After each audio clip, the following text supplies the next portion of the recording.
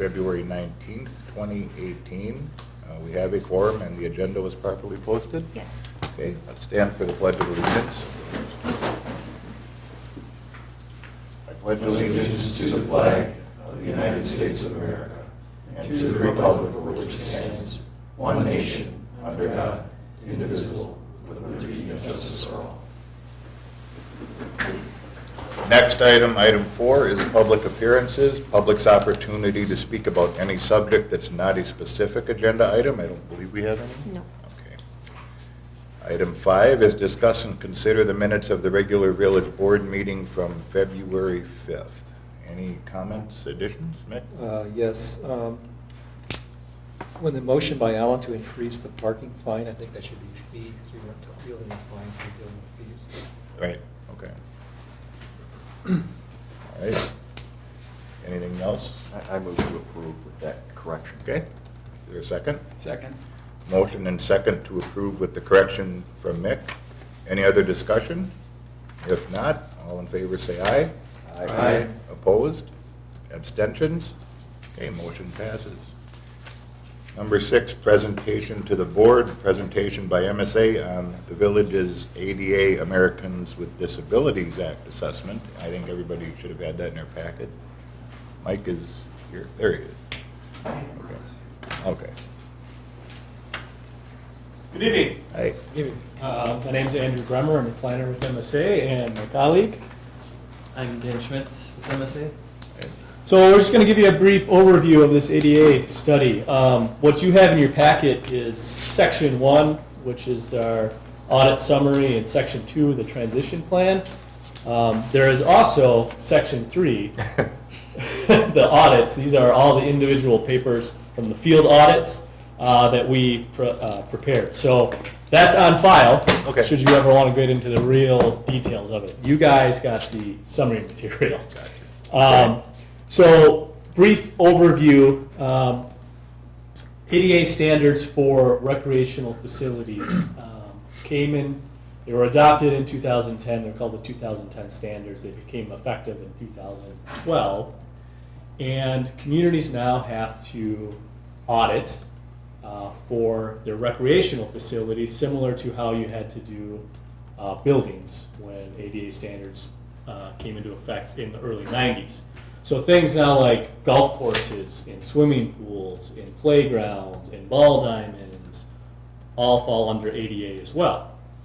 And so what communities are required to do is to do an audit, which that was the purpose of this project. Certain communities are required to do transition plans. Effectively, how are you going to approach and solve the things that you found in your audit? Those are communities with employees, full-time equivalent employees of at least 50. You guys are under that, but as a matter of best practice, you went ahead and created that transition plan to guide the improvements to address your deficiencies. The audit summary, Section 1.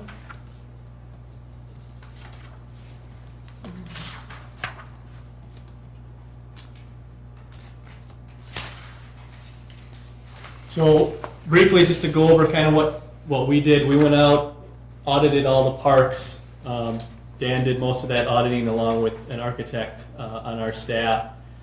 We used some field guides from the ADA National Network to go through our checklists.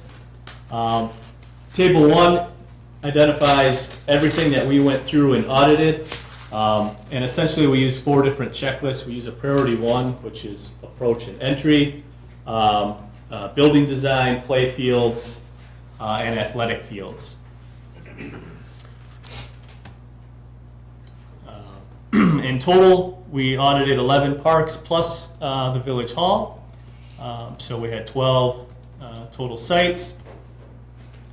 And we developed a very high-level summary matrix to try to identify where we found things, everything was completely in compliance, no issues, whether there is a facility there or not, so non-existent, and then whether the deficiency in our minds was category low or category high.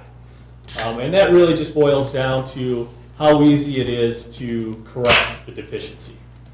So in some instances, it could be, for instance, a grab bar in a bathroom. You have a grab bar, but it might not be at the right height. Pretty easy to just move that to the correct height. In other cases, it might be that the actual stall in that restroom may not be of sufficient width, or the sink may not have the right clearance underneath it. So when there were some items that really required a lot more structural change, we consider that more of a high deficiency. Gonna take a little bit more to correct that deficiency. The rest of this particular section, section 1, provides bulleted summaries of all the deficiencies found in each park. We're not going to go through each of these, but we will go through just one park here in a second to just kind of give you a little bit more of a feel for what we audited.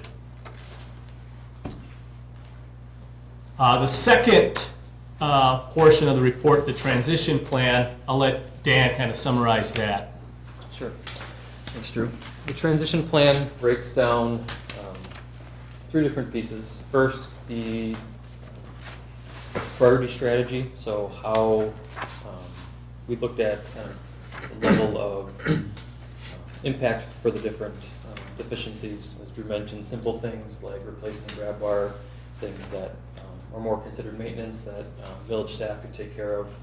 Next level would be access routes, so that priority 1 level, getting people to the elements, and then level 3 is kind of regional impact, or looking at placing the different elements, making sure that each park has some accessible features, and you're not doing one park for one part of the community being fully accessible while the rest of the community has nothing accessible. The table in this section breaks down the kind of targeted year, working with Sean to determine when kind of likely things would be taken care of. Smaller maintenance items, probably 2018, and then larger, more capital costs broken down between 2018 and 2022. And then so within those, some of the elements are things that were already in the budget, so some of the playground replacements, things like that. So this provides Sean kind of a budgeting guideline for being able to tackle these items and break them down into consumable items for each year's budget. Yeah, so this table divides the target year either as 2018 to 2022 or beyond 2023 and beyond. Most items are identified within that 5-year window, and where possible, coordinated with your existing capital improvement plan. So if we identified a particular piece of playground was missing a transfer platform that would make it more accessible, if that structure is already being planned to be replaced, okay, we won't fix that deficiency now. We'll wait a couple of years until it's going to be fixed, or until an entire new playground equipment is going to come in. Also in this section is a table outlining the different accessible routes and the estimated cost to bring those into compliance. And then along with that are graphics showing where those routes are for each individual park, the type of material, and then size. And this part of ADA is very similar to the ADA standards from early 1990s, in that the first priority is entry and approach, getting people to whatever either the shelter or the recreational facility, so that they have the opportunity to use it. So in some instances, you'll see on all these maps, we identified, okay, we're missing an accessible route to a ball diamond, maybe to a soccer field. What's at this point, the best location to place those? These are just preliminary, not kind of final designed locations, but an initial identification of where those routes could go, and then as Dan alluded to, there's a table that goes with each one of these with some preliminary cost estimates for each one of these routes.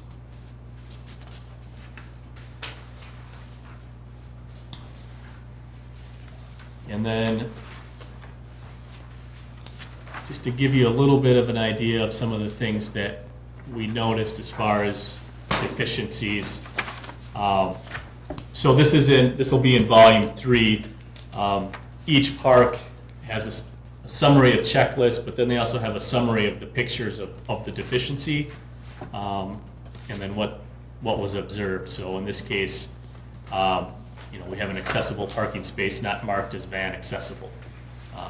Accessible parking space, share space with a basketball court. Those sorts of things. You've also got information on sidewalks, transfer platforms on a play structure not being sufficient to transfer and get onto that play structure.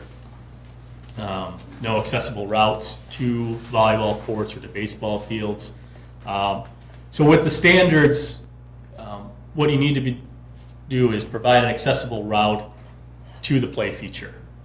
So in this case, it would be an accessible route to the volleyball court. The volleyball court itself does not need to be accessible. You need to have accessibility to the seating area or to the feature. And then some of the things just regarding some of the facilities, drinking fountain height, just some settling in some concrete, some gaps that would exceed allowable standards, threshold transitions that are too high.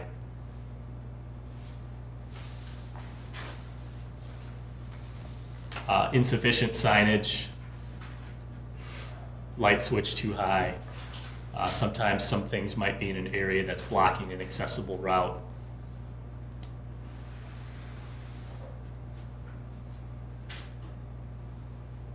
Inaccessible sinks, toilet compartments not accessible, sharps container too high. That's an example of an easy fix. Just got to go in there and lower it to the standard height. So that's a broad summary of the project and the report. We're happy to answer any questions you guys have on it. When I look at Table A, the accessible routes cost estimate, I come up with almost $104,000 just to address that. What are we looking at dollar-wise to address all the issues that you've identified? I don't know if we've got a total on this table or not. I don't think we do, and I wouldn't be able to ballpark that for you off the cuff here. A lot of things, as you'll notice, were a lot of them identified as village staff, meaning it's just your own employee cost, labor cost. A lot of the items are in the couple thousand range or under 5,000, but there are some larger ticketed items, and those generally are when you're replacing a complete play structure or a complete shelter. And really that just depends on what you pick to replace, because the playground, depending on the amenities and its size, can really range in cost. By accessible route, you mean like either a paved or concrete path, like gravel's not sufficient? I saw some of these said it was just loose gravel or something. Is that your definition of accessible, or how does that? Good. So the definition is usually, depending on what you're accessing, is usually a 60-inch wide route Okay. of stable surface. Gravel can be, depending on how it's maintained, but typically concrete, like a crushed granite type path. Okay. It's a little bit finer, usually works within ADA standards. So that's kind of the minimum standard within play areas and access to larger features. Sometimes the width varies per standard, but it's kind of what you're looking at. And it's usually from either parking lots or parking space to, like Drew said, to the feature. So something like a volleyball court the route may be a 60-inch wide sidewalk to get to the edge, so someone in a wheelchair can get there and watch their friends or colleagues play. Okay. But based on it being a sand volleyball court, they're probably not going to be in there playing with Right. them. But the standard allows them to get close and at least participate. Same thing with baseball fields. The field itself doesn't have to be changed, but routes to the seating areas, to team seating, to be able to accommodate a wheelchair or someone with a disability. When would the village be required by law to make these improvements? You're required to do the audit whenever you replace a facility. That new facility needs to meet the standards. Routine maintenance, you wouldn't have to, but if you were doing an alteration to something, then you would be required to meet the standard. So How much of an, how much can you do? Is it like a 50% rule, or is it a percentage rule? If you do an alteration that's, you know, just a small alteration, that's one thing, but if you do a 60 or 70% alteration, does that kick you into a different category? not that I'm aware of on a percentage basis, no. No, it's Okay, so the fact that we have this audit doesn't place some timetable or anything? It just says when you replace, you have to do it this way. Is that? Yeah, Okay. that's a good way to look at it. You're really, I think, going above and beyond by having the transition plan. That's going to help your Parks Board and your Parks Department on an annual basis as far as budgeting, understanding, okay, here's our deficiencies, what can we take on this year and what can we correct? Okay. Nick, do you? I noticed that you do lay out a complaint procedure, so my concern would be more, if we get a complaint, we can't just ignore it. So then what do? Are we required to address it as you would be if you were a private sector owner of such property? There's a variety of things there. So if you were to get a complaint, and there is a process for filing a grievance, there would be a process to kind of work through that. Now, in some cases, you may decide to deviate from your transition plan and fix whatever the deficiency is, whatever the request is. You're not required to necessarily do that because you may have an alternative way of addressing that deficiency. For example, not every ball diamond in your community has to be accessible. So we don't have to go out this spring and fix all the problems. So it might be a matter of programming. So you switch some programming so that the individual that needs that facility needs a facility that has an accessible path to it, has access to it, and so you make an adjustment another way. So there's a variety of ways that you could address it if somebody does file a grievance. Anybody else? But do we have more liability now that we have a plan, we have dates, or estimated dates and target dates, and if we don't follow with this, have we opened ourselves up for more liability by having this? No, you have less liability now because somebody could, if you didn't have an audit done, that would be your biggest liability, number one. And so by having that, you've met the requirement that, yes, you have done your audit, you know what your deficiencies are. If, for example, the transition plan laid out that a piece of playground was going to be replaced or fixed in 2019 and instead that happened in 2020, I don't think that the fact that you're deviating from that transition plan opens you up for more liability. Well, one question I have, when I look at the list of accessible routes and cost estimates, have we looked at how much it will cost for us to have at least one route to all of these different types of facilities, from soccer fields to baseball diamonds to picnic tables and whatnot throughout the parks? And are we trying to address those in a systematic way so we can at least get one path that will work under ADA for each of those facilities? Yes, so what's in Table 3 addresses the timeline, and it includes the accessible routes within this. So when we worked on this timeline, this table with staff, we looked at it when we established that timeline. Number one thing was maintenance. What were the low-hanging fruit that could be addressed right away? The second was accessible routes. That was our next level of priority. And then the third level of priority was regional impact. So mostly sort of initially focusing on community parks because they have the most use, trying to get those into compliance. Was sort of rated as a higher priority. But even within those three, say maintenance, accessible routes, and regional impact, there was still then that second layer of discussion regarding, well, what is planned now? If you have in your capital improvement plan to replace a shelter 3 years from now, that then helped kind of slot in what year in the transition plan that shows up for correction. Sean, where does this go from here? So you present this to the village board.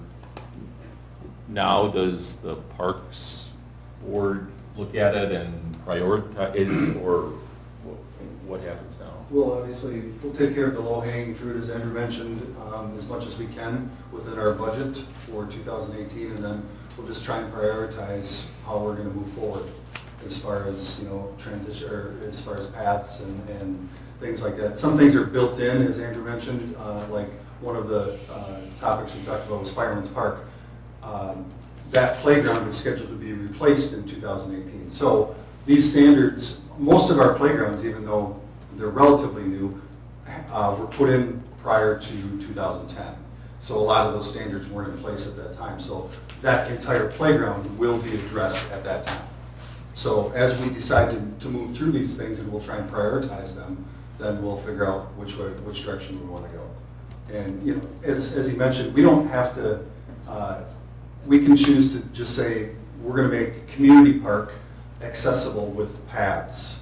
And at that point, should we get a reasonable accommodation request, and somebody calls us and said, we need to be able to have a wheelchair, somebody that's disabled get to this field, we have a field. So we can program that field as long as we know about it. Doesn't mean we have to do everything right now or even within 5 years. It just means that we need to start to take steps to be able to accommodate those things.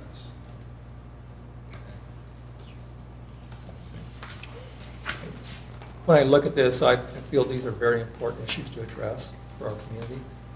And it would seem appropriate that we start looking at a 5-year plan so we know what's coming, so we can start trying to figure out a way to address these issues, which means there needs to be the priority, placed upon this as to community parks, as you've been saying, and other things. But I guess I'd like to kind of get a sense of really what we're looking at. I mean, I look at just the accessibility, and it's over 104. It's almost 104,000 just to be able to have the ability to get to, through our parks to these different, items or things that we have there. So my assumption is we're looking at hundreds and hundreds of thousands of dollars to address all of the issues that are here in the next 5 years. Yeah, I mean, if we chose to address every single park and do everything that was assessed, it would be. But I think what we're saying is that we don't have to. We can choose to, but we don't have to, as long as we can provide that. That is our, we can choose to do that over 10, 15, 20 years, whatever you guys decide. But as long as we are making steps, and as Andrew mentioned, that we've done the transition plan, we've kind of eliminated, problems for us. So it seems like we would need to have like a minimal plan. This is the minimum that we think we can do and meet the requirements and then have a plan that's more, that goes beyond that. I guess I would like to see that for next year's budget, that we take a look at those issues so we can have a sense of how we should prioritize it. Yep, that's what I'm going to attempt to do for the 19 budget, is just give you an idea of where we're at, absolutely. I have no reason not to believe you. I want to believe everything you're saying and certainly appreciate the work you've done.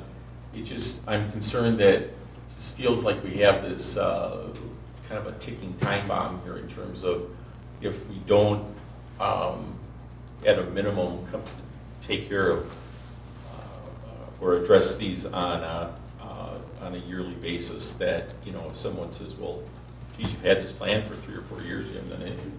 So I think that's, you know, it's going to be important for us to be able to show, well, yeah, that's how we're addressing it. Right. So some sort of formal response to this audit from our side. I mean, some kind of a plan. All right, any other questions? Is it realistic to say that the ones that we have down here where it talks about village staff, that most of those could be taken care of this year? For sure, absolutely, absolutely.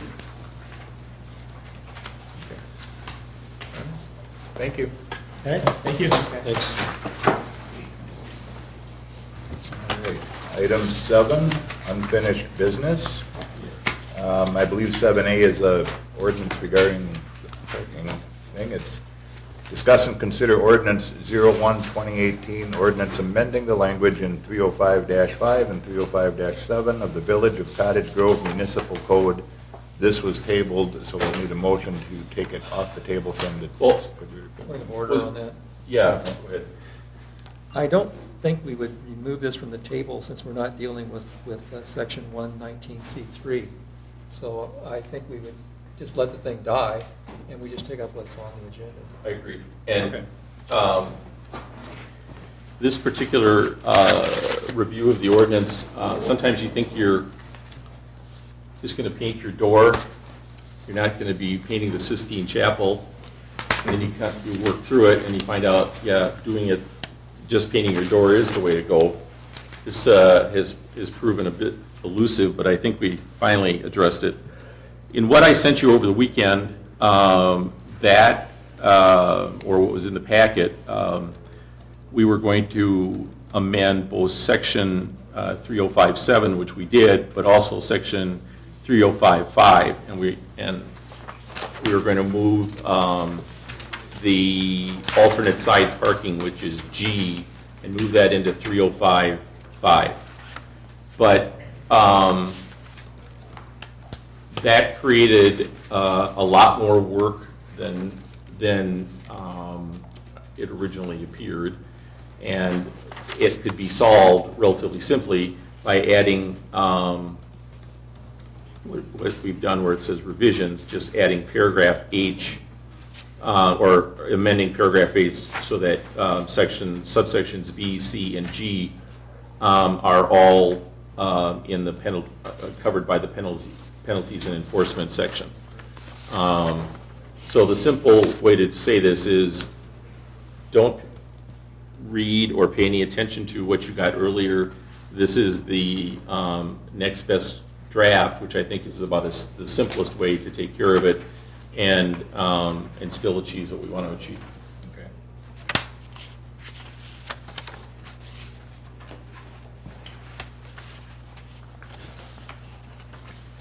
I guess I would agree. I mean, it kind of probably is the most expedient way to do this. Any other comments you've got on this? Okay. If not, I'll make a motion to approve the change of ordinance 01-2018, amending the language in 305-5 and 305-7 of the Cottage Grove Municipal Code. Is there a second?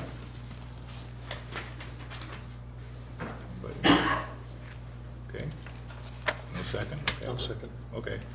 Thanks, James. A motion and a second to approve. Is there any other discussion on this? If not, all in favor say aye. Aye. Opposed? Abstentions? Okay. motion passes. Jack, for the minutes, I'd also like to thank Mick for being my confessor. As I would call and he'd say, well, what about this? He'd go, so, we finally got it, I think. So. Okay. 7B, discuss and consider, and is this a typo? Is this just to release the fourth edition, or is this the amendment that we're talking about? This is the amendment, right? This is the amendment. Okay. Discuss and consider release of the fourth amendment of fourth edition to West Lawn Estates. This was also tabled at the village board meeting. Any comments or thoughts on that amendment? I passed out ahead of time a color rendition of the plat so that you could see which lots were being referred to. And I'm working with Mike and with the developer to get the letter of credit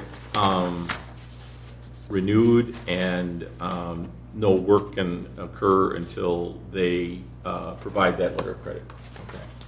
And I think that this closes out the plat. I think so, yeah. So we could approve this contingent upon the letter of credit? Is that? This could be approved contingent upon staff being able to finalize all of the items that are included in there. Okay. Any comments, questions? Don't we need to take this off the table first? I think. Did we table, I don't know, did we table this last time? Yeah. Okay, well then, yes. Okay, I'll make a motion to take this item off the table. Is there a second? I'll second. Okay, motion and second to take this item off the table. Any discussion on that? If not, all in favor say aye. Aye. Opposed? Abstentions? Okay, the item is now on the table, or I guess on the agenda, rather. Any comments, questions on this fourth edition to West Lawn Estates amendment that we have in front of us? Okay, if not, I'll make a motion to approve the release of the fourth amendment of the fourth edition to West Lawn Estates. I'll second. Okay, motion and a second to approve. Any other discussion? Are we adding to that what? With Subject to. Subject to staff? to staff receiving all the necessary Okay. documentation. Yep. Okay. All in favor, say aye. Aye. Opposed? Abstentions? Motion passes. Item 7C, discuss and consider the additional programming space in the municipal services building.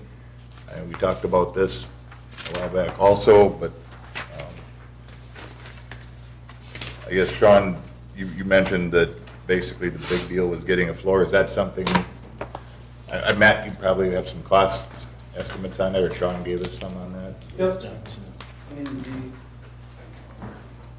as I mentioned last time, overall project cost to do lighting, to do flooring, to do some painting, and to clean it up a little bit was about $24,000, which was money that we had not budgeted for, not knowing when the renters were going to be out of there. So we're looking at finding $24,000 somewhere.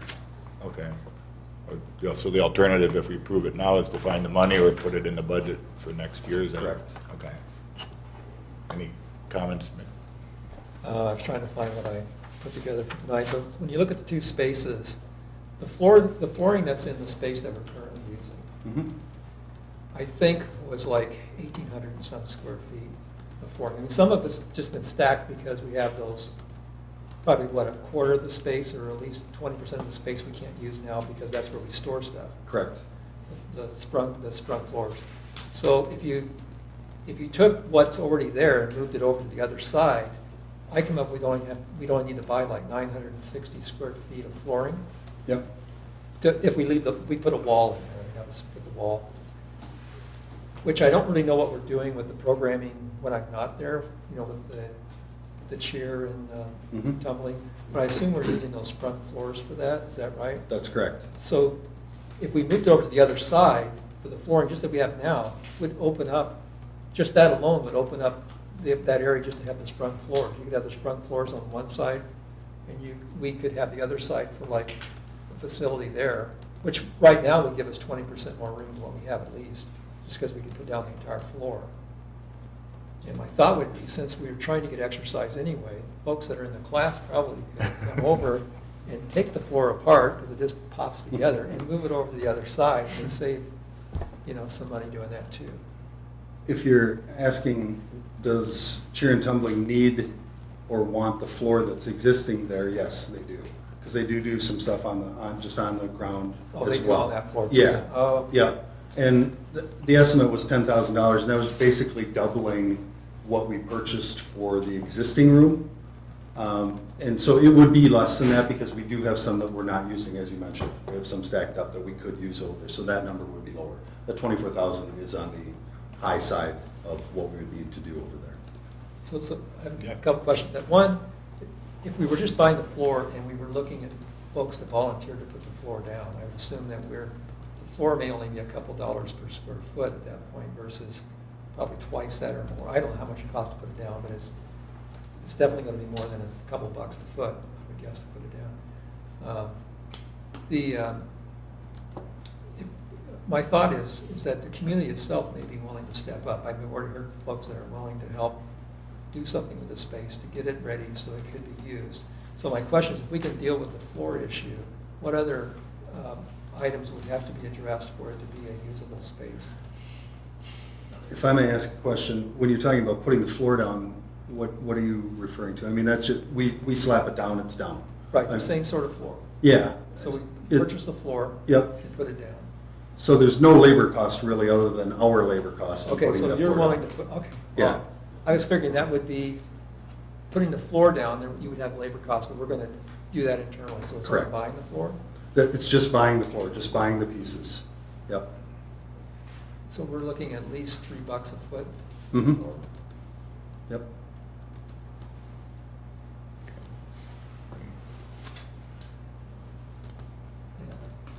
yeah. But And the problem I see is that we already have a budget we've approved this year, so where would we get the money from other than reserves? Is there anywhere else, Matt, to get the money other than reserves? Not other than deciding to find somewhere else in the budget to not spend the money. at the time we And did. most is labor and general operating, so it's kind of hard to do that. Yeah, if we would have known further ahead when the tenant was gonna be gone, maybe we could have planned in the budget. It just kinda happened with the timing, I think. But I agree it's needed, but maybe the best plan is to get it in the next budget, because I'm sure the space will be used. Does that make sense? Any comments, thoughts on it? Sean, how much does the floor cost? We estimated $10,000 because we put 5,000 in for the space that we're using right now. Do you have a breakdown of the lighting and the painting? Line item, I do not. Okay. The next most expensive item would be the lighting, the electrical that we needed to do there. And then if we chose to put, as we have in the current space, that is air conditioned, so that would be the next most expensive item. And then it's just kind of paint and cleaning up the floors. And electrical probably would have to be contracted out. Is paint something that would be done internally, or is that? It was not figured as done internally. It was figured as a contractor coming in. Okay. It's, they're 12-foot, 14-foot ceilings. Yeah, okay. And just a logical order of things, you'd almost want to paint it first before you start putting in floor and electrical, probably. Okay. All right. Any, Be nice to get revenue sooner than later. I think we talked about last time that, if we wait until January of 2019, we almost miss another cycle of revenue. I don't know if we could revisit this a little bit later, perhaps in the summer, see where we're at in the budget, and then see if we can approve it to start work in the fall, so we might be able to get a little bit ahead of the curve. Because the peak demand is going to be winter, right? Or is that not true? Not really? No, not really. All right. No, we're 12 months a year in there. Okay. We're hardcore. Yeah. That's where the AC comes in. Yeah, there you go. Because I mean, the $6,000 or $7,000 or $4,000 to $6,000 of revenue is kind of hard to pass up. But guess we'll just maybe revisit this in 6 months. I mean, one thing that it is a concern, is just programming, that we're limited now on our programming, and Jeff, as you mentioned, about the kids that are probably 10 to 15, they really don't have a whole lot to do here. I mean, we have some programming, but we certainly could do a lot more if we had more space. So it's unfortunate we aren't able to figure out a way to do it. One thought I had maybe would be to see if there's even interest in the community to do some fundraising for this type of activity, since we all would benefit from that, I think, of having our children be able to use this facility, which would be much better than what they currently have. And I think from an ADA standpoint, it probably is, I don't know how you get in now, maybe you come in the front, but I would assume this would be much easier to get into than what we currently have using the blue door on the back. Correct. Right now, short of our senior fitness, everybody comes in through the back. So they would come in through the front of if I may, we have, with Brooke, our new recreation supervisor, on board, we have been conducting meetings with our fitness instructors, as well as tomorrow we have one with our turn tumbling. And if it makes it any easier on you folks, we do believe that we can use the space as is. Really? At least for the time being. Oh, great.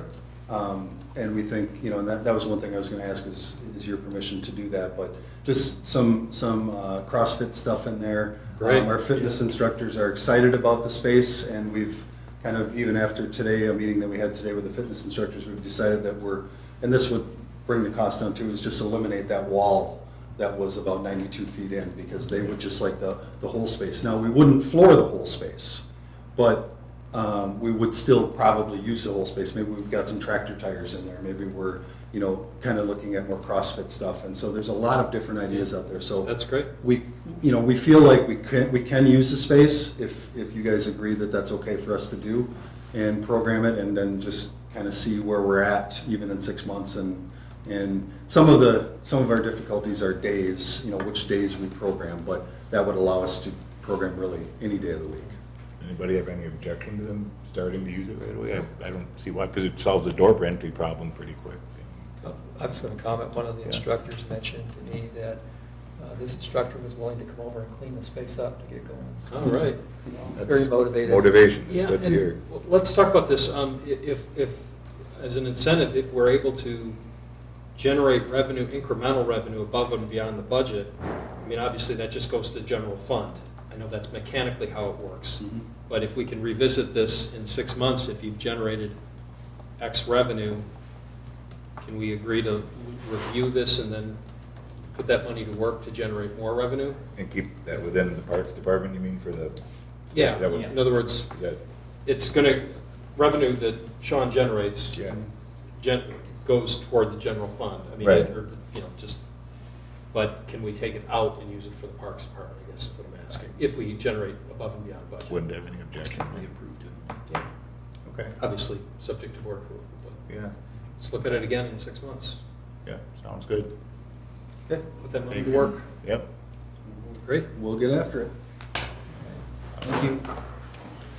So you need a motion then to? Yeah, I guess we'll just a motion just to go ahead be able to and use the space. and use current spaces. I don't, if he's not expending money beyond the budget, it would be more of a committee level discussion or even staff. I don't see, as long as he's not going over budget and he's Yeah, not. I just want to make sure. Not doing construction that truly alters the space, I think it's fine. Yeah, Okay. I just want to make sure Sean has Yeah. whatever he needs. I think he's got He'll be able to head go back nods and from look at the everybody. minutes. Yeah. I think if we heard, if the board truly didn't want that to happen, I think that would be a different case, but I'm not hearing that. Right. Okay. All right, discuss and consider authorization for transportation impact fee feasibility study. I know Matt has some figures. We talked about engineering and the financial study part of it, so. Yeah, there was some information that MSA provided cost-wise in the last packet, so we resubmitted that. That involved MSA's portions of the cost to do a feasibility study to create a traffic/transportation impact fee. So it'd be $12,000 from MSA. I reached out to both Baker Tilly and Ellers to get costs for the financial side of things, and I didn't hear back from Baker Tilly, but I did from Ellers, and it was $5,000. So it'd be a total of $17,000 to do the study. Okay. And the study itself would not only provide the basis for it, but it would also come up with the, I guess, the preferred amount or the actual amount that Yeah. would be, because I think that's what is in the gray area right now, is what amount are we talking about? And whether we base that on property sales or base it on a percentage of building permit values, is that right? I clarify. Well, I think there's a lot of thought that needs to go into this, but in some ways we've put a lot of thought into it. I think where you would start is with the comp plan and what we've already listed out for what we think will be the planned improvements that we're going to see in the future. When we start doing this, the first thing we would need to do is identify what those capital costs are over the period of time, probably 10 years. And once we identify that, then we have to look and see what existing deficiencies we currently have, because we can't include that. Right. And then we would need to, figure out, then you start looking at the proportional share, which is, I think would be estimating, which would be back probably on air, and estimating, or CDA, estimating really what we think the population increase will be from now to X period of time in the future. You take that versus how many folks already live here, and you come up with what the percentage is. I mean, I've worked on these in the past, and we did not use outside consultants to do it. We did it internally using our own staff and using folks from, that were willing to volunteer. One suggestion I would have on this is that this be something that would be something that CDA would work on and would work through this process. And then if there was a need for consultants when we got to that point of maybe needing a traffic study or something, we would look at bringing that back to the board. But I think a lot of this work could easily be done that way. Because when you look at it, right now, there are very few streets in the village that we're even talking about. Because we're only talking about the streets in the village that actually, find it here. When we look at our classifications, we're looking at what are known as minor arterials and maybe some of the collector streets, because the way I understand now, and correct me if I'm wrong, the developer is always going to be developing out the local streets within the subdivision. And if there's a collector that runs through the subdivision, the developer would be responsible for that too. Is that correct, Aaron? So what we're talking about then are really only a few streets. We're looking at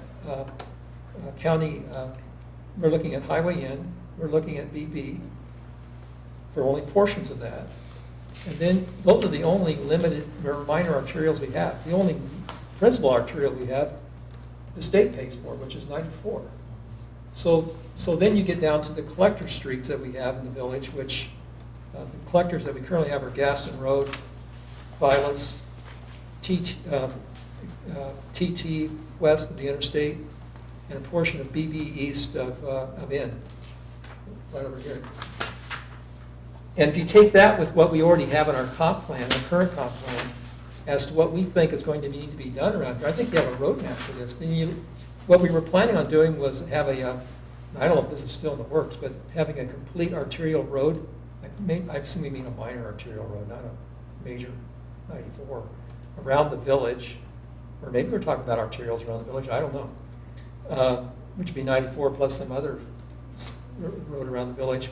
Additional east-west routes north and south of the village, and additional north-south routes east and west of the village. I'm not really sure what those are, but these are the kinds of improvements that you really start looking at if we're going to use these funds. If we think we're using these funds to fix one street we have in the village, that's not going to happen. We already have what JJ gave us last month saying, this is where we're at. We can't use $1 of this to make any changes to what's already here.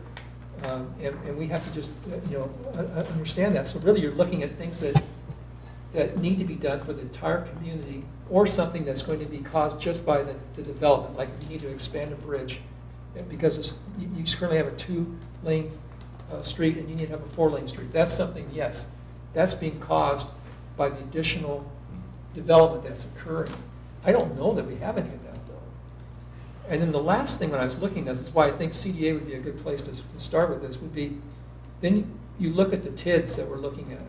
But the 3 TIDs that we're looking at the village, which is something, I don't remember, probably talk a little bit about that Yeah. tonight here. How much of that is within those TIDs?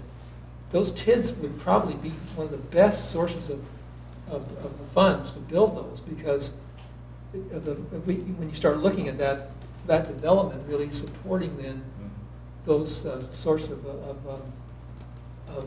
infrastructure or the changes that we're going to need maybe to Main Street and some other areas in the village. I think we're, number one, I don't see where we have $12,000 to spend right now. We just said we couldn't spend $24,000. I can tell you the residents of the village would probably rather see $24,000 spent there than see $12,000 spent here on something that's they're going to see an improvement in 5 years. Right. But I'm not saying that we should do it. I think it's well worth looking at. But I think that there may be a less expensive way if we can figure out from a staff standpoint how to move this forward and do it ourselves, where we're spending a few $1,000s versus $12,000 to accomplish this. I think we just have to look at it from a time perspective. I know, I mean, Aaron's really going to be crunched with all the, if we're truly going to create 3 new TIDs. Like you say, I think a lot of these issues we'd be looking at as we create these districts. It's just what's left after that would be subject to an impact fee. So it makes sense to do the TIDs first. But yeah, because a lot will be addressed in the project plans of the tax segment districts. Okay. Any other comments? Questions? I mean, I think it's worth looking at too, but maybe we do the TIDs first. All right. So that probably would be a motion to table that then until, or send it, ask the CDA to address it first, maybe? Is that- I think that I would suggest that the board make a specific direction in terms of, yes, this item now be taken up by the CDA or researched by the CDA. And you can always ask for an update. All right. I'll move that this item be directed to the CDA for further study. I'll second. Okay. Any comments, questions? Okay. If not, all in favor say aye. Aye. Opposed? Abstentions? Okay, motion passes. Thank you. Okay, we are on to new business. Item 8A, discuss and consider new operators licenses for licensing year July 2017 to June 2018 for Aaron Crouch and Tanya Baumann. And Chief, no problem with either of these applicants? They're okay. Okay. All right, is there a motion to approve? I make a motion to approve Aaron Crouch and Tanya Baumann, Okay, new operator's license. is there a second? I second. Okay, motion and a second to approve operators licenses for Aaron Crouch and Tanya Baumann. Any other discussion? If not, all in favor say aye. Aye. Opposed? Abstentions? Okay, motion passes. Item 9, reports from village boards, commissions, and committees. First, we have Public Works and Properties. Okay, so we met on Tuesday, February 6th. Full business item, just to discuss school road and highway end project. There's still not the lights on top of the poles. If everybody realizes that, the poles go up and they sit there. There's supposed to be lights on those, and we're just waiting for those to come in. And JJ's patiently waiting. So that's still out there and needs to be completed, but again, we can't do anything until they come in. There was a new business item, talk about the bike path project and funding options. JJ brought up the fact that discussing creation of an ad hoc committee around this because it involves a number of different committees, as well as just it's a larger project for consideration. So that is now in the works, and I'm assuming you're going to talk about that, right? JJ? Or I something think that's on later. Oh, Jack's Jack's gonna on. talk about that. Yep. Then we covered engineering report, just some of the upcoming projects this year. JJ covered some of the wishing that the snow would go away in his report, but things are just continuing to plug along. I think that was when we had another snowstorm just finish up right after that. And then next meeting is March 6th for this committee. Anything that I missed, JJ? Anything else? Well, we kind of updated the committee on some information we found out about the TAP funding we're seeking for the bike path, and that's one of the many reasons an ad hoc committee is going to be the best way. Essentially, we're a member of the Madison Area Transportation Planning Board, the metropolitan planning organization for the area. We're seeking TAP funding from the state, but it's given out through the MPO. They don't give it out at the 80-20 rate if your project is big enough. And it's essentially this bike path project with all the red tape involved in this kind of funding is estimated around $700,000. So at that level, they only funded 60-40, which also doesn't include engineering, design, or any land acquisition. So what we thought would be under 200,000, village portion looks like it'd be 400,000. Then immediately after learning that, I got on the phone with Mike. He's been reaching out to folks at the DNR. Looks like this project is also a great candidate for a DNR trail grant, which will work in conjunction with TAP funding should we get it. And they'll go 50-50, and they do pick up engineering, design, land acquisition. So then the money starts to look more like what we thought it would be. Okay. But that's really just the beginning of... So if we get grant money, we're not going to lose TAC money, it's additional? Yes. Okay. Yep. But that all still has to be worked out, and that's why we've kind of been talking about the idea of a committee specifically for this project, given the new challenges every day. All right. Anything else in Public Works? No? Okay. Thanks, JJ. Thank you. All right, Ad hoc Architectural Review Committee. You'll see our agenda in there, and I think the main reason we met was, you'll see this further down on the item for the Plan Commission. That was approval of the Jimmy John's restaurant that will be just immediately south of Culver's, which we'll be discussing here in a little bit. I don't know if Aaron, if you have anything else to add on this portion of it, or okay. Cover it under the Plan Commission. Okay. All right, Community Development Authority. So we met on Monday, February 12th. Bulk of the discussion really was on development of some new TIDs.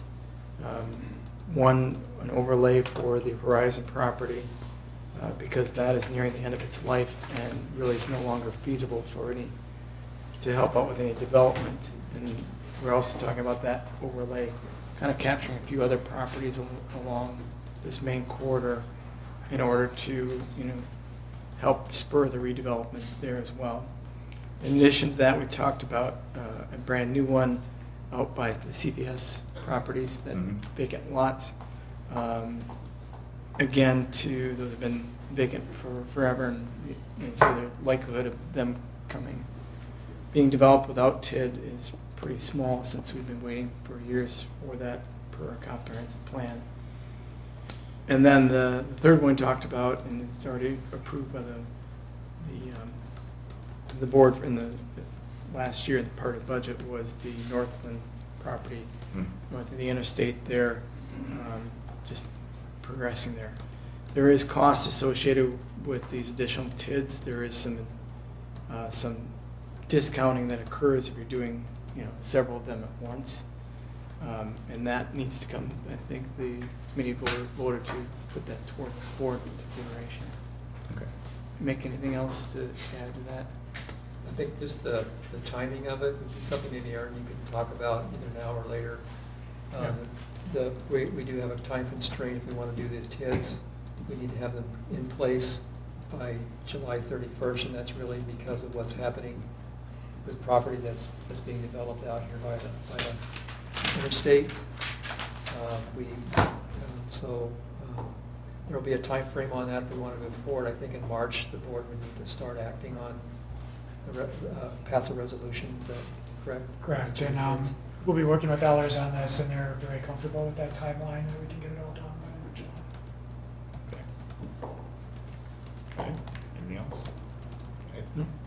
All right, Utility Commission, I know, John, you're not official yet till lower down the agenda, but did you were able to go to that meeting or not?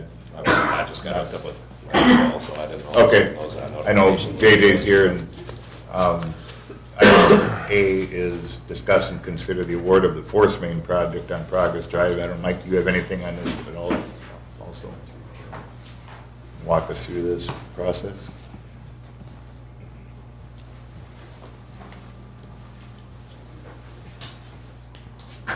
You want to read into the award?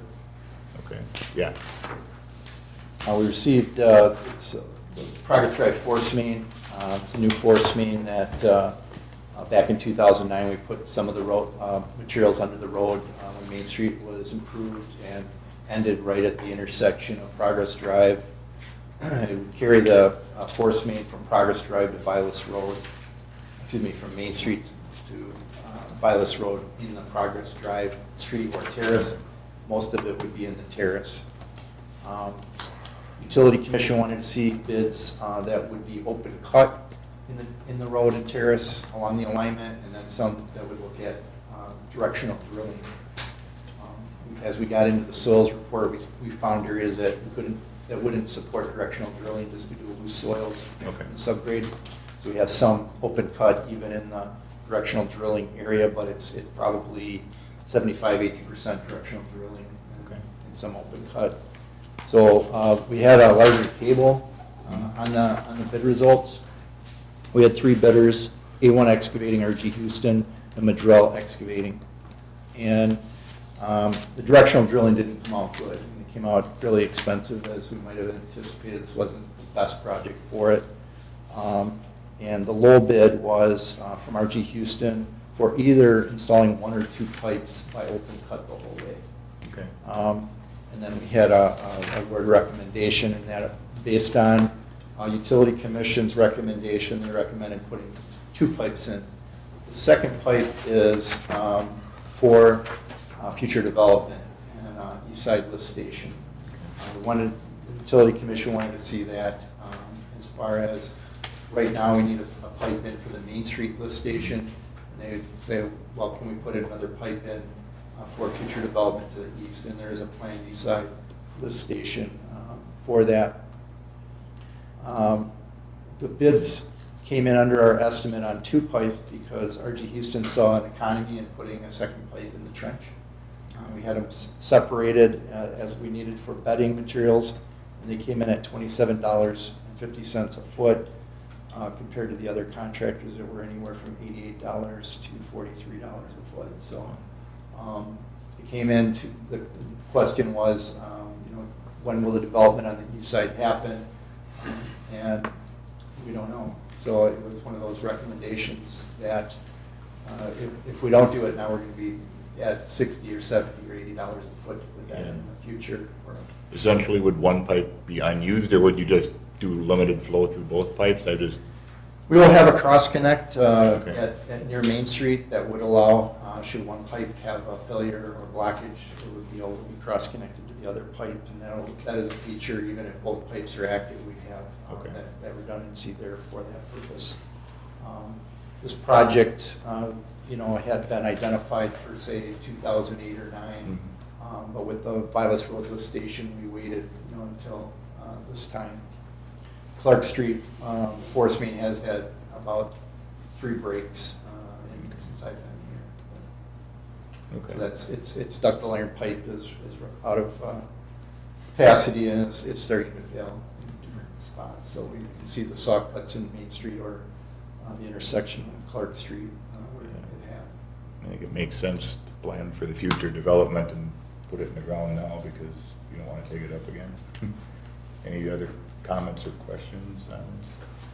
That's quite a difference between Houston's bid and the other one. Yeah. 585 and 732 for 1 or 2 pipes was considerably different. Yeah, it was, and closest to the estimate we had. And actually, for the 2 pipes came in over 100,000 less. So, okay. The recommendation from the Utility Commission was to put in the second pipe at 732,000. And awarded to RG Houston. And awarded to RG Houston. Okay. Any comments or questions on that? Okay, is there a motion to approve RG Houston's bid? If not, I'll make a motion to approve it for RG Houston's bid for the two-pipe option. Is there a second? Second. Okay. Motion and a second to approve the bid award to RG Houston for the two-pipe option recommended by Utility Commission. Any other comments, questions, discussion? If not, all in favor say aye. Aye. Opposed? Abstentions? Okay, motion passes. All right, thank you. All right, anything else from Utility Commission? I don't think so. Okay. All right. There were a couple other items. I'll be brief. Yeah. Gladly be brief. They did approve sewer rate increase. Essentially on a total, what people call the water bill, it'll be just over 10% for the average home. The sewer portion is just under 24%. But again, we use the average water bill of 10,000 gallons a quarter. It works out to just over 10% increase there. What's the dollar amount? But just over $19 a quarter, or just over $6 a month, basically, on an average bill in the village. Okay. But that does encompass, we haven't done anything but the purchase, basically the pass along the cost from MMSD annually for 6 years. And when Baker Tilly ran the numbers, this is actually for 7 years, they forecasted 2019 too with this.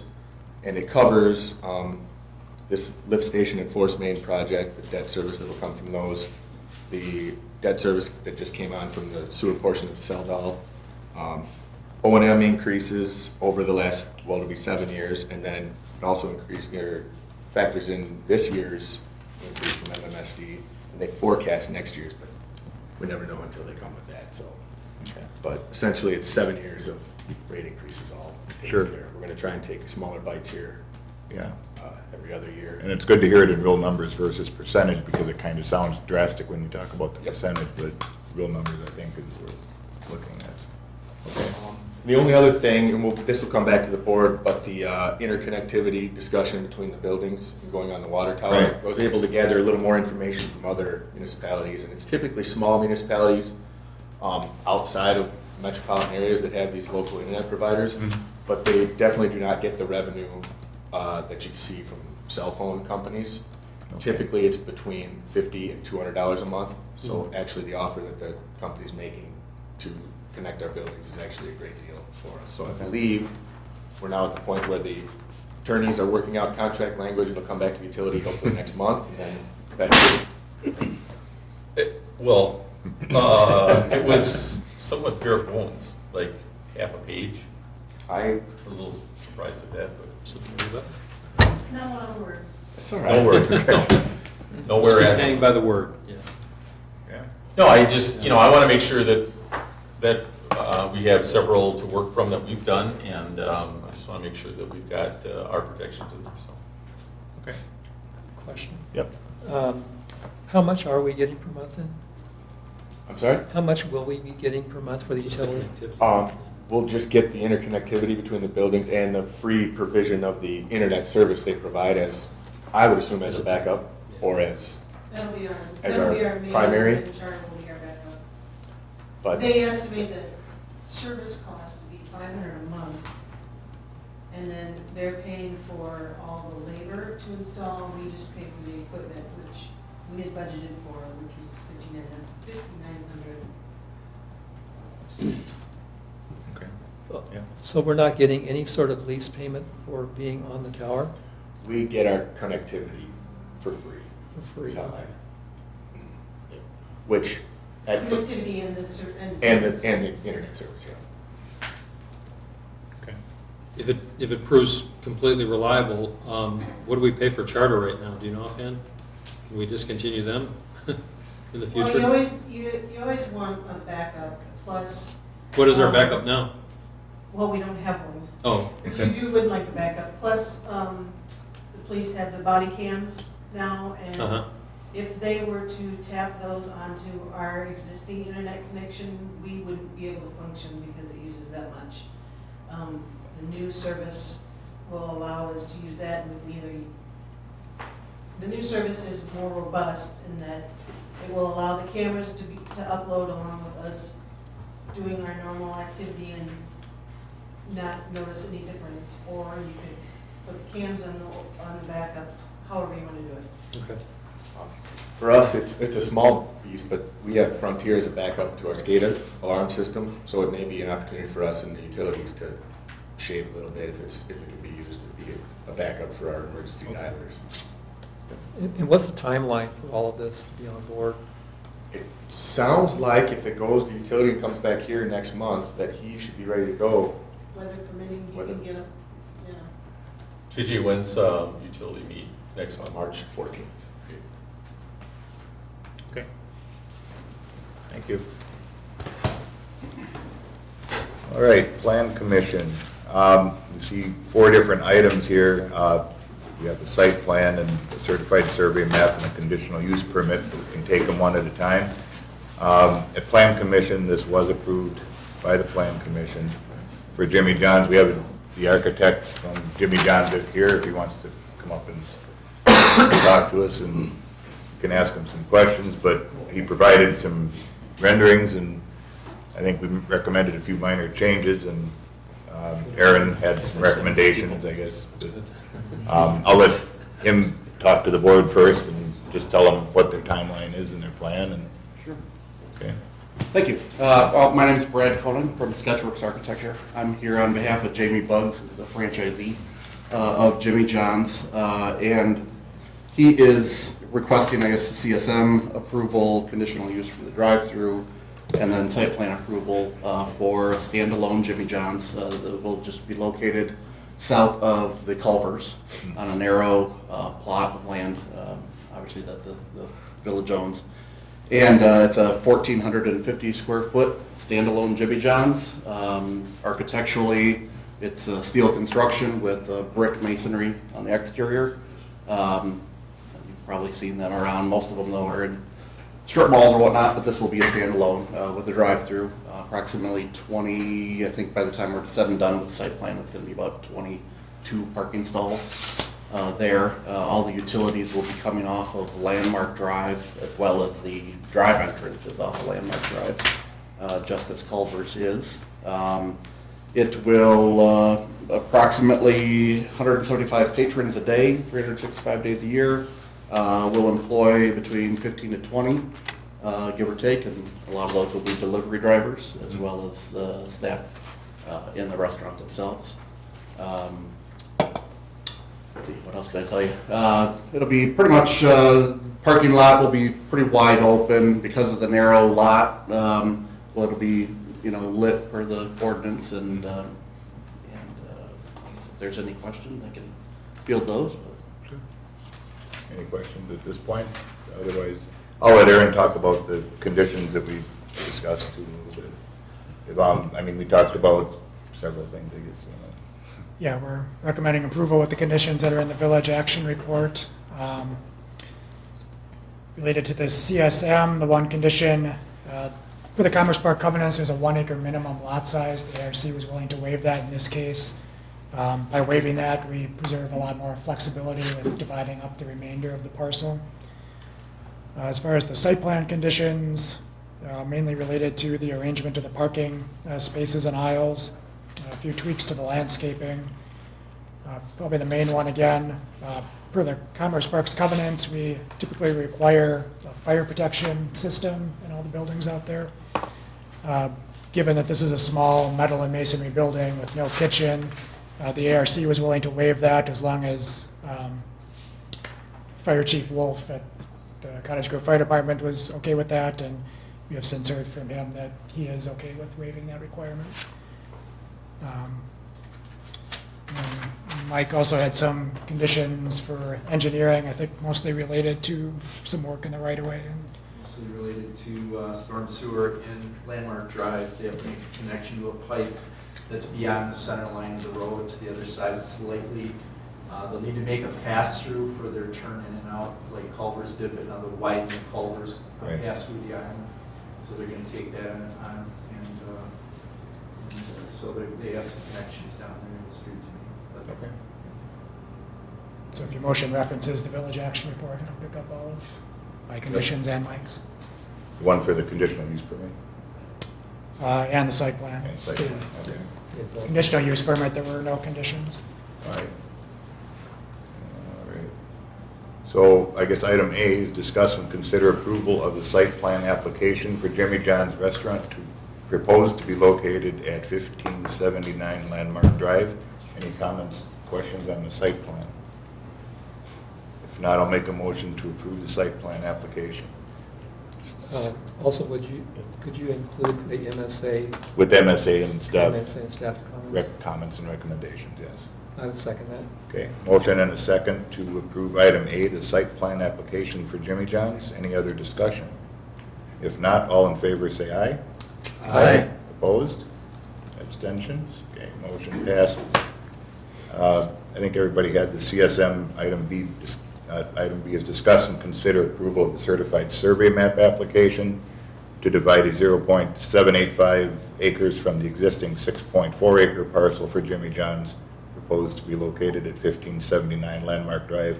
As Aaron said, it still preserves the flexibility to use the remaining land for other future businesses and development. So is there, anybody want to make a motion to approve the CSM? I'll make the motion to approve the CSM with staff's comments and the MSA comments that were in the letter. Okay. Second. Motion and a second to approve the certified survey map application for Jimmy John's to create a 0.785 acre lot from the existing 6.4 acre parcel. Any other discussion?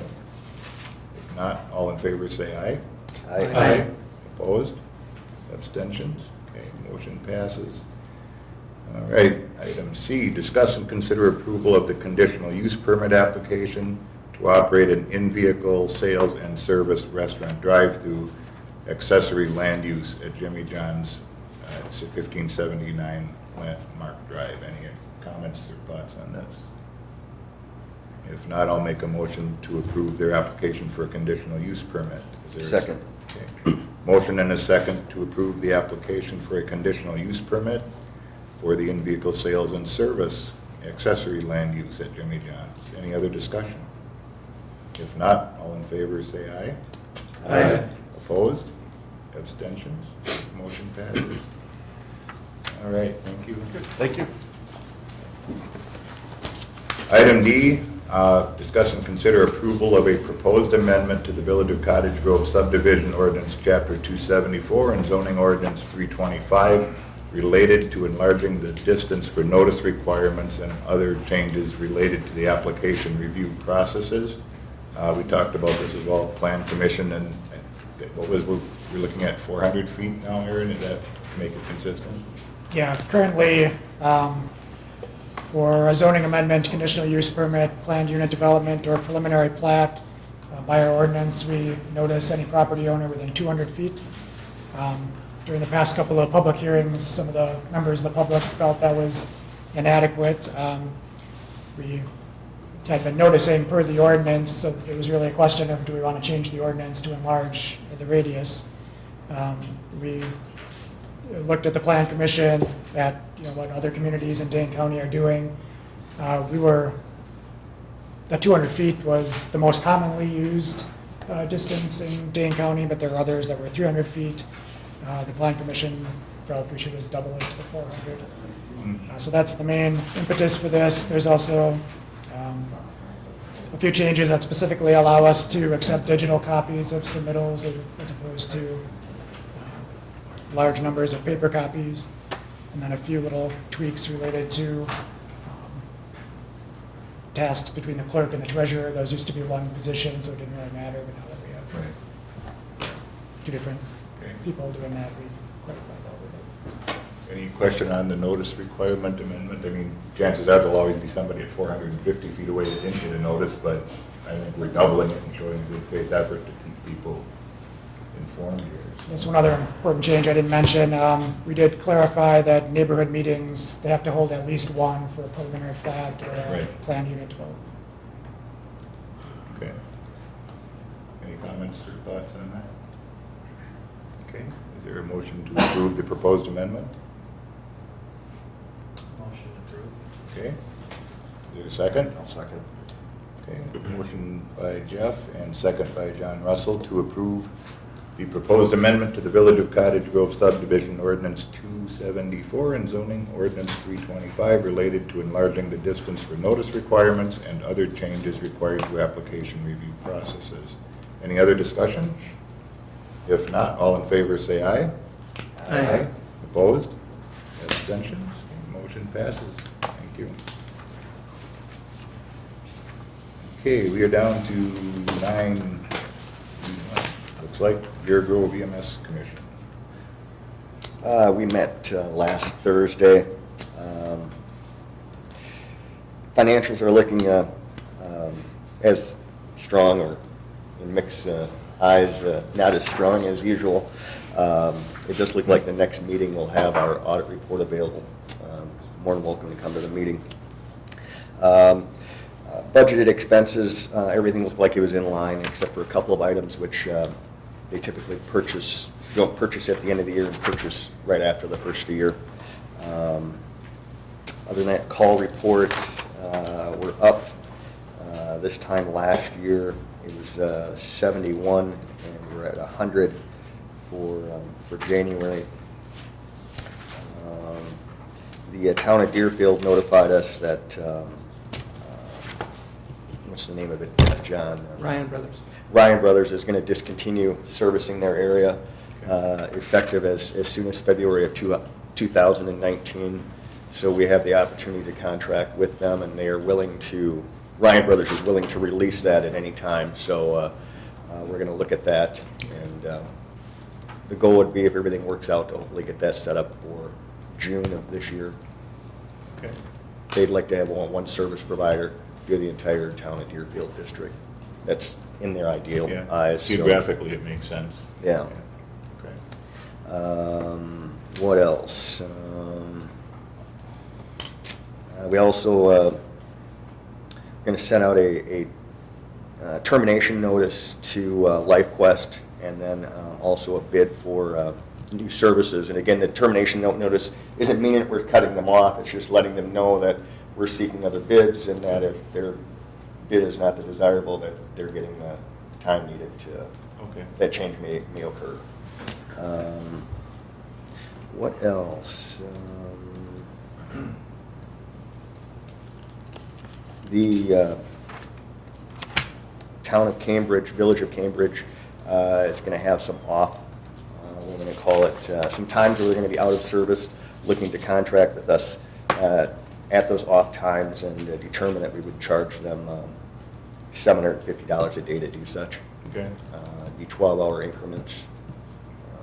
We benefit from that as a district because now we'll have 2 units basically fully manned at those times, versus now typically we only have 1. Okay.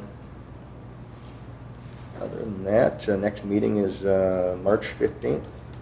It'll be in Cottage Grove. Nice. Did I miss anything, John?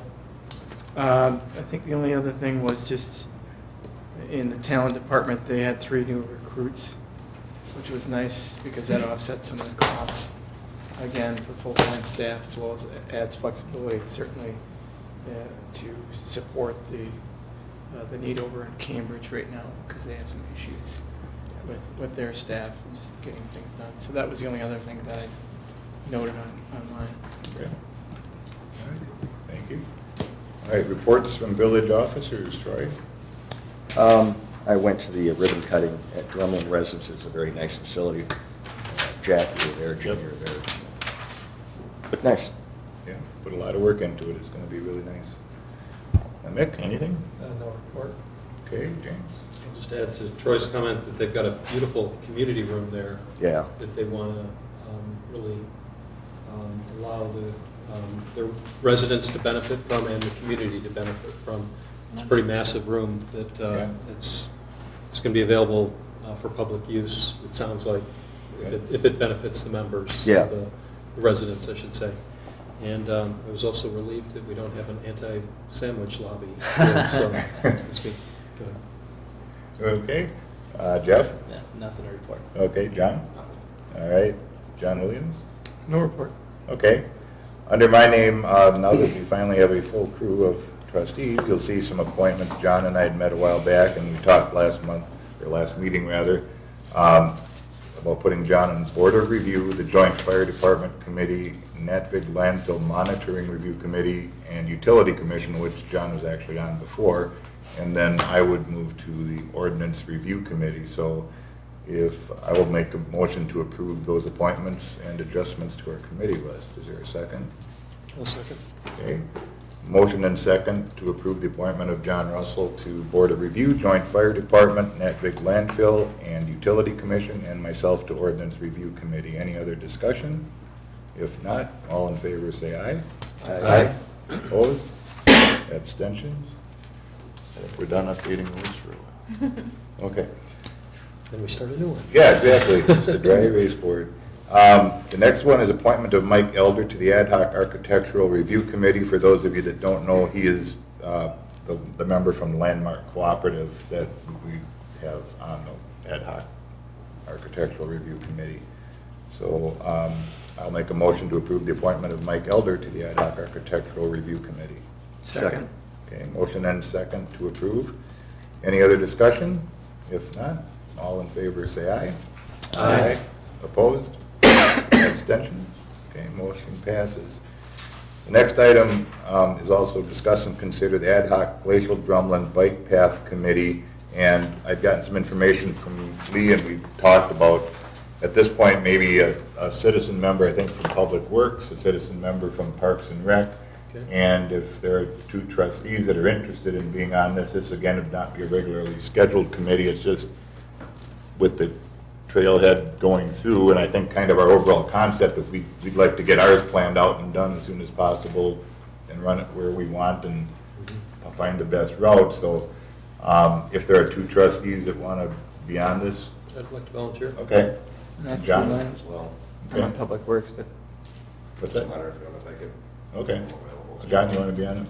Okay. yeah. just 'cause So, I'm- all right, so John Russell and James Elmore volunteered, and citizen members, I guess, could be determined at the committee level from Parks and Rec. We don't have to name them, is that correctly? If it, Well, actually, once you choose citizen members, then you should nominate them and bring them back to the board for Okay. an approval. so we'd need to have the Parks and Rec and Public Works give us the name of a citizen member that would be interested, in addition to John Williams and James Elmore. Okay. And again, this is just to make sure that it's kind of the sole purpose of this committee, and I don't know if Matt or Aaron have any other information on it. It just, I think it's the best way to manage it. All right, then I will make a motion to approve James Elmore and John Williams for the Ad Hoc Glacial Drumlin Bike Path Committee, and two citizen members to be named, one each from Parks and Rec and one from Public Works. We're going to have one from the Plan Commission as well. And Plan Commission, yeah. Okay, there's motion to approve, or second rather? Second. Okay. Motion and second to approve the Ad Hoc Glacial Drumlin Bike Path Committee. Any other discussion? If not, all in favor say aye. Aye. Opposed? Abstentions? Okay, motion passes. Attorney Lee Boucher. No report. Okay, Matt? There's another ribbon cutting at Back to Basics Vet Clinic, did a remodel. Yep. And it's at 8:15 this Friday, so anyone wants to Yep. attend that. A lot of ribbon cuttings, but that's good fun. All right, Aaron? Report. Chief Labor, anything else? Police? I know, by the way, thank you for the arrests that you made, but if you wouldn't mind, you sent out an email a few days ago about some arrests that you made up in, I think it was Park? Yeah, we Park. caught a couple criminals burglarizing the Summit Credit Union construction site. And Already? hey, we caught them in the act, though. That's good, not after the fact. So they had burglarized trailer, cut locks, cut fences, and a citizen tip. We got them before they got away, and the one guy's got a lengthy criminal history and been doing this quite a bit, I guess, around the area, so it's good to catch them. Yeah. And then we had 7 gas drive-offs from various gas stations in the village, and we subsequently arrested her for that also, recently. Some people like being on closed circuit TV. I think. Yeah, well, so Okay. it was good to get those people caught, Yeah. and it's pretty frustrating when you're constantly getting calls about gas drive-offs. It's 50, 60 bucks every time they do it. Yep. And it's the merchants that pay, and customers that end up paying in the end on all this, so. Well, thank you to the department. That's the kind of police work we really appreciate. Yeah, you're welcome. All right. JJ, anything else? I can't follow that. Okay. Sean? I'm good, thank you. All right. Okay, we're moving on down here. We have communications and miscellaneous business. Discuss approval of vouchers. Any comments, questions on the vouchers? I had a couple, just questions, I guess. The pump repairs in South Main, that's related to what we're just about ready to tackle, That's the right? one we're just keeping Band-Aids on. Okay, Yes. so that was almost $3,000 right there, and, yeah, okay, that's good that we're gonna actually take care of that then. Just wanted to note that that's what JJ's team's dealing with right now with that. I noticed we used Vinnie's, and again, this is the buy local me thing. Again, Vinnie's may have been the only available vendor out there, but just noted that one of the vehicles got repaired over there, and we do have other repair shops within the village. That was what I had. Okay. Any other questions, comments? All right, if not, I'll make a motion to approve the vouchers as presented. Is there a second? Second. Okay, motion and a second to approve the vouchers. Any other discussion? If not, all in favor say aye. Aye. Opposed? Abstentions? And motion passes. Correspondence, I've got nothing official, just the usual mail that I get. Thank you. All right, future agenda items. I don't know that we have anything specific. Anybody? I think the kids will be coming forward probably the next session, is that right? The one after the next CDA meeting, second meeting. Okay. I just wanted to mention we'll need to start getting our attorney involved in that, I think, as we move forward, because we have to do the resolutions and then move forward fairly quickly on the kids. Okay, did you have a timetable? Aaron has a timetable, I think, but. Okay. Yeah. I don't recall all the dates. It started in March, we should be able to wrap it up by June. Okay. Awesome. Anybody else? Any future agenda items? Okay. That brings us down to item 12. I'll make a motion that the Village of Cottageville Village Board enters into closed session pursuant to Wisconsin. Oh, no, you don't, we don't need to. Oh, we don't need to? You read there's a okay. email that I sent over the weekend, Yeah. and it explained where we were, which isn't really nowhere, so no reason to go in. Okay, well, that then brings us down to item 14. Motion adjourned. I move to adjourn. All right. For a second? Second. Motion and second to adjourn, non-debatable. All in favor, say aye. Aye. Opposed? We're adjourned. Thank you.